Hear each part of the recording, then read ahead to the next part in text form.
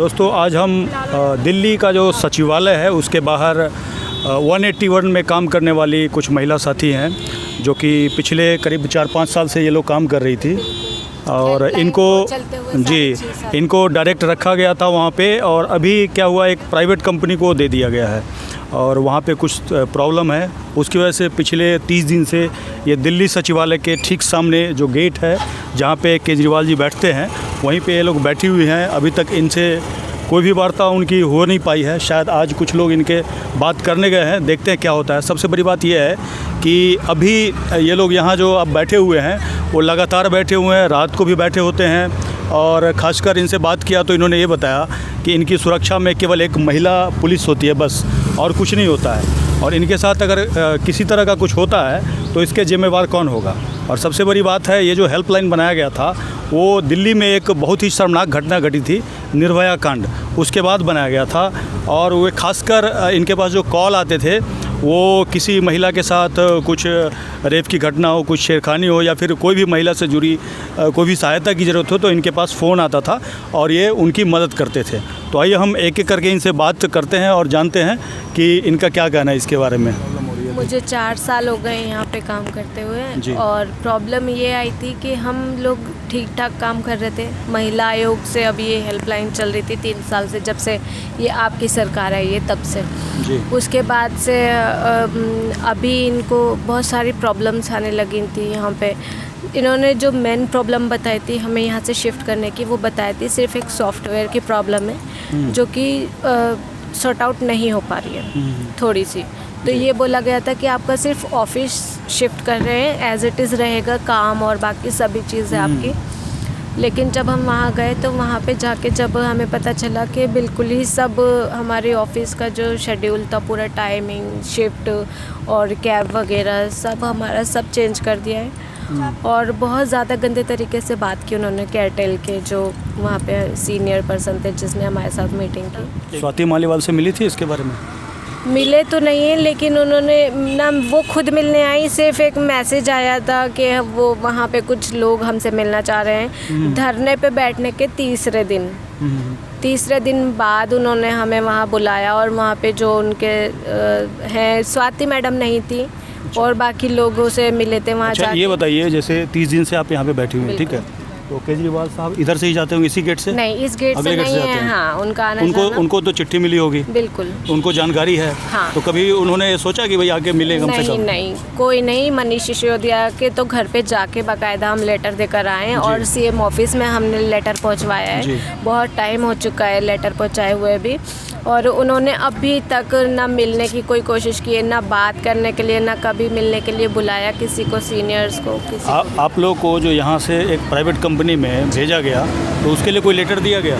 नहीं, लेटर नहीं दिया गया था, हमें कोई नोटिस नहीं दिया गया था। वर्बली कहा गया? बिल्कुल वर्बली नहीं, किनके द्वारा कहा गया था? एक जो हमारे कंसल्टेंट हैं दिलीप सपरवाल थे महिला आयोग से, उन्होंने सिर्फ एक व्हाट्सएप पे जो हमारा 18 का ग्रुप था 181 का, उस पर सिर्फ एक मैसेज डाला था कि कल से आपकी जो इवनिंग शिफ्ट है वो नारायणा के ऑफिस में होगी। अच्छा मैम, ये बताइए, जैसे आप लोग यहाँ पे बैठी हुई हैं, ठीक है, तो कोई पुलिस को आपने दिया होगा यहाँ पे जो हम बैठेंगे धरना पे, तो ये रात में जो होता है केवल एक महिला रहती है, क्या कोई जिप्सी वगैरह भी रहता है? हाँ बिल्कुल यहाँ पे दिल्ली पुलिस की तरफ से हमारी सिक्योरिटी के लिए ये मतलब जैसे यहाँ पे खुला हुआ है, ठीक है, तो यहाँ पे मुझे नहीं दिख रहा कहीं पे पानी वानी का, क्या है पानी की व्यवस्था? पानी की व्यवस्था के लिए वॉशरूम तो कहीं है नहीं इधर? जी, वॉशरूम यहाँ पे ये जो बना हुआ है, ये यहाँ पे वो भी हेल्प कर रहे हैं हमारी। अंदर नहीं जाने देते? अंदर हमारे को जाना अलाउड नहीं है, क्योंकि ऊपर SHO के थ्रू जो है वहाँ पे उनको लेटर मिला है। तो पानी और चार्जिंग पॉइंट के लिए, हमारे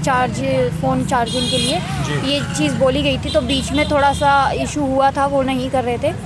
फिर जो है अगेन दोबारा से ये सुविधा प्रोवाइड कर दी उन्होंने। पानी तो हमें मिल रहा है वहाँ से, ऐसा नहीं है कि पानी नहीं मिल रहा है। और दिल्ली पुलिस की तरफ से यहाँ पे हमारे लिए रात में एक लेडी पुलिस हैं जो हमारे साथ रहती हैं, और PCR भी यहाँ पे कंटिन्यू घूमती रहती है। तो जैसे 30 दिन से आप यहाँ पे हैं, तो खाना वाना का कहाँ से आता है? खाने का सर एक्चुअली हमारे जो हैं और भी जो हमारे साथ सपोर्ट में जुड़े हैं, उन लोगों ने जो बंगला साहिब गुरुद्वारा है वहाँ पे वहाँ से अरेंजमेंट किया है, एक लेटर दिया हमने वहाँ पे, तो वो वहाँ से हमारा जो है लंगर आ रहा है वहाँ से। तो क्या उम्मीद है, जैसे अभी 30 दिन से हैं, तो क्या उम्मीद है, जैसे आज बात करने गए तो कुछ लग रहा है आपको कुछ हो पाएगा? हम तो इसी उम्मीद पे ही बैठे हुए हैं। बाकी अभी जो इतने दिन हो गए हैं, 30 दिन हो गए हैं, ना तो स्वाति मालीवाल जी ने आकर के पूछा है और ना ही केजरीवाल जी ने आकर के पूछा है, क्योंकि इनके बिल्कुल दिल्ली सचिवालय गेट नंबर 6 के सामने हम लोग बैठे हुए हैं। ऐसा नहीं है कि उन्हें नहीं पता है, सारी चीज़ें उन्हें नोटिस है, सब कुछ पता है। क्यों नहीं पूछना? अरे महिला सुरक्षा पे दोनों ही लोग बातें करते हैं, इतना बोलते हैं, पर इसी मुद्दों पे उन्होंने वोटिंग जो है वोट लिए और इस बार भी वही है, बिल्कुल वही चीज़ कर रहे हैं। और मुझे नहीं लगता है कि हमारी महिलाओं की सेफ्टी पर्पस से वो कुछ ऐसा कर भी रहे हैं। ये सिर्फ एक ढोंग है, दिखावा कर रहे हैं बिल्कुल। आप ये बताइए, जैसे आप काम कर रहे थे, काम चल रहा था, तो बीच में कंपनी को देने का क्या कुछ इशू आया था, या फिर आप लोग के साथ कुछ प्रॉब्लम हुआ था? प्रॉब्लम तो सर कुछ नहीं हुआ। पिछले 6.5 सालों से हम लोग महिला मुद्दों से जुड़े हुए हैं। कई लोग हैं NGO से भी हैं, कई सोशल वर्कर्स हैं, तो हम इसलिए कंटिन्यू कर रहे थे। बट इन लोगों ने हमें परेशान करने की जो पूरी हदें होती है वो सारी इन्होंने पार कर दी थी। हैरेसमेंट करते थे बहुत ज़्यादा। हमारे एक महिला ऑफिस में हमारे CCTV कैमरेज लगे थे। चलिए ठीक है, लगे हुए हैं। उसमें अगर हम 8 घंटे बैठे हुए हैं तो उसी में वो 2 स्टेटमेंट देती हैं स्वाति जी। कहती हैं कि ये सोती थी। अगर हम सोते थे तो फिर वो दूसरे स्टेटमेंट में ये बोलती हैं कि 1500 कॉलों में से 800 कॉलें ये उठाती थी और सोती थी, इस तरीके से बैठती थी, उठती थी। 8 घंटे सर महिला स्टाफ है, किसी का भी कुछ भी इशू हो सकता है, महिला है और है तो एज अ पर्सन ह्यूमन कि उसको प्रॉब्लम भी हो सकती है, ठीक है। तो उस 8 घंटे में बैठे अगर थोड़ा सा पैर सीधे कर लिए या थोड़ा सा बैठ गए, और अगर वो कहती है कि गॉसिप करते थे, तो जो इतनी कॉल्स का डाटा है तो फिर वो कहाँ से आता था अगर हम गॉसिप करने बैठे? बिल्कुल आप सही कह रहे हैं। पीछे हमने कुछ दिन पहले देखा था, स्वाति जी क्या करती थी, रातों में कहीं कहीं जाती थी टहलने, साथ में पीछे एक कैमरामैन होता था और वो ये दिखाने की कोशिश करती, भाई देखो हम महिला सुरक्षा के लिए कितने जागरूक हैं, और इस तरह का वो मतलब सोशल मीडिया में भी आता था। तो मेरा बस ये जानना है कि आप कहीं ज़्यादा दूर नहीं हैं, उन्हीं के विभाग में काम करती थी और 4 साल से काम कर रही थी, और बस इसीलिए यहाँ बैठी हुई हैं कि लीगल मांग है। लीगल क्या, आपको जब डायरेक्ट रखा गया तो फिर कॉन्ट्रैक्टर कहाँ से बीच में आ गया? वो सिर्फ दिखावा करती हैं हर चीज़ का कि पदयात्रा और महिला सुरक्षा, और वो वही काम करती हैं जहाँ पे उन्हें पब्लिसिटी मिलती है और उन्हें सोशल मीडिया पे छाना होता है, ये सब करके। बाकी उनका कोई ऐसा कोई काम नहीं है उनका कि बिना पब्लिसिटी और मीडिया के अलावा पीछे से उन्होंने इस चीज़ से हट के कोई काम किया हो। इस चीज़ में कभी देखिए, मेरा केवल इतना पूछना है कि आप लोगों का काम का कोई कंप्लेंट नहीं था वहाँ पे, बस ये है आपको डायरेक्ट रखा हुआ था और एक कॉन्ट्रैक्टर के द्वारा मतलब कहा जा रहा है वहाँ जाकर के काम करने के लिए। नहीं, उन्होंने ये भी बयान दिया है सर कि 181 ठीक से काम नहीं कर रहा था, सोता था। अगर हम कॉल्स नहीं लेते थे तो उन्होंने जब अनशन किया था वहाँ पे उन्होंने ये क्यों कहा कि 181 2.5 लाख कॉल अटेंड करती है। 2.5 लाख कॉल बताया था उन्होंने कि 181 अटेंड करती है। जहाँ भी जाते हैं 181 का टैग लेकर जाती हैं। इतने बड़े प्रोजेक्ट को आपने ऐसे बेच दिया। अगर अब अभी यहाँ पे हम लोग बैठे हैं तो ये बोल रही हैं कि लड़कियाँ 800 में से मतलब 1500 में से 800 कॉल को खारिज करती थी, इसीलिए हमने दे दिया। फिर वो बयान क्या था कि जब उस टाइम उन्होंने बताया इसके बारे में आप लोगों को कोई नोटिस दिया गया, आपने जैसे कॉल अबेंडन किया, ऐसा कोई रिसीव कराया गया नोटिस? सर इतने सारे कॉल आते हैं। उसके अलावा तो सर एक कॉलर के सिस्टम पे मान लीजिए हमारे पास 8 सिस्टम चलते थे, 8 सिस्टम में सभी के पास कॉल है, और जो कॉल सिस्टम पर आ ही नहीं पाई तो उसको इस कैटेगरी में कैसे लेंगे कि ये कॉल जो है लड़कियों ने ड्रॉप की है, पहली चीज़। और देखिए मज़े की बात ये देखिए, अभी तो सारा सील किया गया है कमरा, अगर उसके अंदर से रिकॉर्ड छाना जाए तो जो अबंडेंट हो जाती थी पर डे की कॉल का डाटा निकाला जाता था, वो भी हमारी लड़कियों के पास ही दिया जाता था। और लैंडलाइन के फ़ोन से अपने सिस्टम ब्रेक पे 1-1 घंटा आधा घंटा ब्रेक पे करके लड़कियां लैंडलाइन के फ़ोन से उन पे रिकॉल करती थी कि अगर आपकी कोई भी प्रॉब्लम है। उसमें जो है मिली जुली कॉल्स होती थी, रॉन्ग नंबर भी होते थे, और सिर्फ ओनली इन्फॉर्मेशन वाला या कोई चेक कर रहा है कि लाइन चालू है या नहीं, सभी तरह के मिले जुले होते थे। कुछ एक रेगुलर वाले हमारे केसेस भी होते थे जिन पे कॉल आता है विक्टिम का रेगुलर में, तो हम उनको लड़कियां जो है रिप्लाई कर देती थी कि आप जो है 181 पे कॉल कर लो अगर आपका कोई प्रॉब्लम है तो ठीक है। उनमें से कुछ एक जो जेन्युइन केसेस होते थे उनकी जो है कॉल हम लोगों के पास वापस भी आ जाती थी। तो ये तो बिल्कुल निराधार बात हो गई ना कि लड़कियां काम नहीं कर रही थी। तो इसका मतलब तो ये हुआ ना कि आपने सिर्फ कैमरा ये देखने के लिए लगाया था कि ये जो है पैर तो ऊपर नहीं है। आप अगर इन छोटी छोटी चीज़ों को ले करके आप बात वो करिए जो जेन्युइनली काम पर काम के मामले में समझ आती हो, जब सारे ही सिस्टम ऑन रिकॉर्ड हैं। हम लोग खुद इतना अगर कॉन्फिडेंटली आज इतने दिन से धरने पर बैठ के इस चीज़ को बोल रहे हैं हम कि आप हमारा काम चेक करिए, आप ऑन रिकॉर्ड निकालिए ना क्या कमी थी हमारे काम में। अगर आपको कमी नज़र आए तो बताइए। क्यों बोल रहे हैं इतना कॉन्फिडेंटली? सर हमने काम किया है वहाँ पे ईमानदारी से, 6.5 साल से वहाँ पे काम किया है। जब आप लोगों ने इतना हद कर दी, हैरेसमेंट की कि हमें सड़क पर आकर अपनी बात को कहना पड़ा, तब हम सड़क पर हैं। आप लोगों ने ये बताया कि आप लोगों में से जो रखा गया था वर्कर को, वो मतलब कि सोशल वर्कर या फिर इसी तरह का कोई विक्टिमाइज वर्कर है, उनको रखा गया था। जी। और अभी जो दिया जा रहा है, अभी जैसे आप वहाँ से नहीं है काम कर रही हैं, तो वहाँ पे कोई तो काम कर रहा है। बिल्कुल, मैं आपको बता देती हूँ, वहाँ पे अनप्रोफेशनल लड़कियाँ बैठी हुई हैं जो कि नीचे ही हीरो होंडा कॉल सेंटर चलता, वहाँ की बिठा ली। और एक बाइक के हीरो होंडा की कंपनी में कितना ज्ञान होगा, आप फर्क कर सकते हैं। हमने हमारे ही सामने यहाँ पे हमारे को कई विक्टिम्स यहाँ पे आई हमारे पास, तो सामने उन्होंने कॉल किया, वो खुद आकर के बोली मैडम आप जिस तरीके से केसेस लेते थे वहाँ पे वो कुछ अनप्रोफेशनल लड़कियां बैठी हैं और एक केस पे शाम हो जाती है। उन्हें काउंसलर से कैसे बात करनी है, विक्टिम से कैसे बात करनी है, क्या हेल्प करनी है तुरंत। उन्हें ये तक नहीं पता कि नोएडा में MHL नहीं भेज सकते, तो वो कहती है कि मैं आप वेट कीजिए, मैं नोएडा में MHL भेजती, जबकि ये दिल्ली के अंडर है। बट करता पूरे अंडर गवर्नमेंट पूरे भारत की कॉल्स हम लेते थे। और सऊदी अरब से भी एक लड़की को हमने रेस्क्यू ऑपरेशन किया। ये इतना रोल मॉडल होने के बावजूद उन्होंने इसको बेच दिया। पता नहीं इन्होंने कितने पैसे खाए, क्या इनका मुद्दा है। इन्होंने सीधा हमसे यही कहा कि आपकी सारी शर्तें मानी जाएंगी। शर्तें हमारी मैं आपको बता देती हूँ कि वहाँ पे इंडस्ट्रियल एरिया था, वहाँ पे कुछ भी सेफ़ नहीं था। दिन में ही आप चले जाएंगे तो आपको सुनसान मिल जाएगा पूरा। वो तो रात का भी था, रात को मेरी शिफ्ट लगती थी तो मैं रात में आती थी, तो इतना महिलाओं का तो रात में शिफ्ट नहीं लगा सकते हैं। नहीं, रात में होती थी। ये 24 आवर्स हेल्पलाइन है, 24 घंटे की इसलिए कन्वेंस वगैरह हमें सारा फैसिलिटी मिलती थी। अच्छा करते थे हम लोग। शिफ्ट भी इसी टाइप की थी कि उसमें फ्लेक्सिबिलिटी भी थी, लड़कियां आपस में एक्सचेंज भी कर लिया करती थी। अब वहाँ पे दिक्कत ये भी आगे आने वाली थी, सेफ्टी पर्पस के अलावा वहाँ पे दिक्कत ये भी थी कि वो लोग कैब फैसिलिटी को बंद कर रहे थे। सिर्फ एक शिफ्ट में वो लोग कैब दे रहे थे, और 4 शिफ्ट में जो वो टाइमिंग रख रहे थे वो 9 से 5, 11 से 7, 7 से 1 और रात 1 बजे से सुबह 9 बजे तक का टाइम रख रहे थे, जिसमें सिर्फ नाइट शिफ्ट में कैब प्रोवाइड कर रहे थे। तो सभी चीज़ें देखिए, ये सारी चीज़ें तो ये हमसे लिंक्ड आती हैं, लेकिन हमारा मुद्दा जो है, हमारी तो बात ही नहीं आ रही ना सर अब इस टाइम, क्योंकि हम तो जॉब की तो हम बात ही नहीं कर रहे हैं। हम आपसे ये बात कर रहे हैं कि इतना सेंसिटिव हेल्पलाइन जो किसी वजह से जब लोग उतरे थे, अगर दोबारा से याद दिलाया जाए तो निर्भया के समय में जो भी पूरा आपने देखा ही था कि पब्लिक किस तरीके से प्रोटेस्ट करने के लिए सड़कों पर उतरी थी। वो लग रहा है कि आज जो है लोग भूल चुके हैं शायद उस बात को, लेकिन जिस मोटिव से ये हेल्पलाइन शुरू की गई थी और जितने अच्छे ढंग से ये काम कर रही थी, उसी की वजह से इसको रोल मॉडल बनाते हुए सभी स्टेट्स के अंदर स्टार्ट भी करने का बोला गया और की भी गई।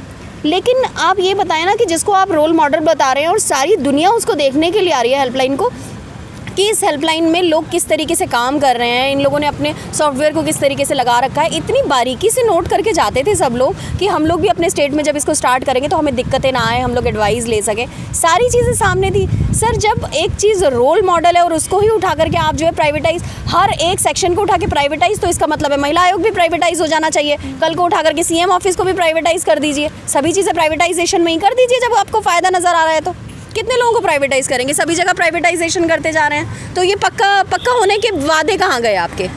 हम तो आपका हैरेसमेंट भी बर्दाश्त कर रहे थे और सीट पे बैठे हुए काम ही कर रहे थे। 8 घंटे की ईमानदारी से अपनी ड्यूटी करते थे, अपने घर का रास्ता लेते थे। हमें पॉलिटिक्स नहीं करनी आई कभी भी, लेकिन आप लोगों की पॉलिटिक्स के चलते आप लोगों ने झूठ बोल के हमें वहाँ उस प्राइवेट कंपनी में भेजा कि नहीं आप लोग हमारे ही एम्प्लॉयज़ रहोगे। झूठ बोला गया हमसे, हमारी पूरी टीम से। आप एक इतनी सेंसिटिव हेल्पलाइन जिसके ऊपर हर तरह की एक लड़की कॉल कर रही है सर, एक बच्ची कॉल कर रही है। आप खुद सोचिए, बच्चियां कॉल करती हैं तो बोलती हैं, कई दिन तक तो उनकी मतलब कॉल आती है तो हेलो तक ही पहुंच पाती हैं वो। एक बहुत पुराना केस मुझे याद आ रहा है, जिस केस के अंदर वो बच्ची 16 साल की थी और सिर्फ वो डरते कॉल करती थी तो अपनी बात भी नहीं कह पाती थी, सिर्फ हेलो बोल के छोड़ दिया करती थी। उस लड़की को कितना दिन कॉल बैक कर करके काउंसिल करने के बाद हमने उसको इस लायक किया कि वो हमसे अपनी बात शेयर कर पाई। सर बाद में वो फादर के द्वारा रेप केस निकला था। आप मान सकते हैं इस बात को? मतलब कितनी सेंसिटिव हेल्पलाइन, और आपने उठा करके कंसल्टेंट मेल हमारे सर पे खड़ा कर दिया। क्यों कर दिया? आप बताइए, हम सारी महिलाएं हैं, हम अगर किसी सेंसिटिव केस के ऊपर बात करें, क्यों एक पुरुष हमारे सर पे खड़ा रहना ज़रूरी है? तो ये तो कहीं ना कहीं आपकी, ये तो कहीं ना कहीं आप अध्यक्ष हैं महिला आयोग की, तो आपकी तो पितृसत्ता की जो सोच है वो सामने करता है कि एक लेडीज़ को जो है कौन चला सकता है। एक मर्द जब तक सिर पर नहीं खड़ा रहेगा तब तक जो है लेडीज़ काम नहीं कर सकती। ये तो फिर आपके सर पर भी कोई ना कोई मेल खड़ा होना चाहिए ना बिल, जो आपके भी काम को निगरानी करे और वो ज़्यादा अच्छा निगरानी कर पाएगा। आप तो नहीं कर पाती होंगी, इसका मतलब है अगर आप 25 लोगों की टीम नहीं चला पा रहे हो तो इसका मतलब है आप खुद भी नहीं हो सक्षम इस सीट पर बैठने के लिए। तो क्यों ना आप ही इस्तीफा दो सबसे पहले। जब 2012 में निर्भया कांड हुआ था तो हमारी हेल्पलाइन 181 का नामांकन हुआ था, जो हमारी खदीजा फारूकी जी ने उनको बहुत छोटे से कहते हैं कि क्यारी फूट कर एक पूरा बागीचा तैयार किया था। उसमें हम लोग सभी कार्यकर्ता थे, काम करते थे और अचानक 2019 में 23 मार्च को हमारे पास महिला आयोग से एक मैसेज व्हाट्सएप पे मिला कि आप लोगों का ऑफिस हमने शिफ्ट कर दिया है और आप लोग जाकर नारायण इंडस्ट्रियल एरिया में आप कल से जॉब करेंगे अपना। दे रहा होता। स्वाति जी के पास इतना समय तो है कि वो पदयात्रा भी निकाल रही हैं, वो जगह जगह जा रही हैं, कहीं पर अनशन कर रही हैं। आप मुझे बताइए, जब आप अपनी बात मनवाने के लिए इतने दिन अनशन पे बैठी, आज हम अनशन पे हैं तो आप मिलने भी नहीं आ रही। 30 दिन मायने रखता तो वो क्या था, वो सब क्या दिखावा था? अगर आपको अपने ही स्टाफ की परेशानी नज़र नहीं आ रही, इसमें भी तो सारी लेडीज़ हैं, हम लेडीज़ नहीं हैं। हमारे काम से अलग, कर्मचारी होने से अलग भी तो आप रख करके सोचिए ना कि आपकी भी तो कोई जिम्मेदारी है। अगर आप महिला आयोग के अध्यक्ष हैं तो हमारे लिए भी तो आपकी कोई जिम्मेदारी है। चाहे जो भी हो, बात तो करना चाहिए कम से कम। एक आम इंसानियत के तहत ही आकर के आप मिल लेती हैं, एक बार पूछती तो सही कि प्रॉब्लम कहाँ थी, बैठकर बात करते हैं। औकात नहीं है हमारी 500 वाली वैक्सीन की औकात है उनकी नज़र में। मतलब हमारी ये औकात है तो वो खुद सोचे कि उनकी भी क्या औकात होगी। जी, जो हमने मतलब वोट करके इनको आज मतलब अध्यक्ष से बनाया, आज हमारी औकात नहीं है कि हमारी 500 की मतलब औकात नहीं है, तो उनकी क्या औकात है? जिस जनता ने उनको वोट देकर यहाँ पर बिठाया, आज उनको बोल रही है कि तुम्हारी औकात नहीं है। बहुत अच्छे हमारे चैनल के माध्यम से पूरे देश के लोग आपको देखेंगे जी, तो उनसे आप कुछ कहना चाहेंगे? सर मैं यही कहना चाहूँगी सबसे, क्योंकि ये 181 वुमेन हेल्पलाइन है, जब निर्भया केस हुआ था तब से स्टार्ट है और ये पूरी भारत के लिए रोल मॉडल है। कहीं भी हेल्पलाइन स्टार्ट हुआ है, लोग यहाँ पर देखने आते थे, यहाँ की मतलब जो काम है वो समझने के लिए आते थे। और हर स्टेट में जो 181 वुमेन हेल्पलाइन है वो अंडर गवर्नमेंट चल रहा है और ये रोल मॉडल होने के बावजूद भी मतलब बेच दिया गया केटल कंपनी को। उनको महिला मुद्दे का मौ भी नहीं पता। जबकि आपको पता होगा केजरीवाल जी जो मेन सत्ता में आए थे, उनका मेन वजह यही था, उन्होंने कहा था कि हम आते ही ठेका वर्कर को पक्का करेंगे।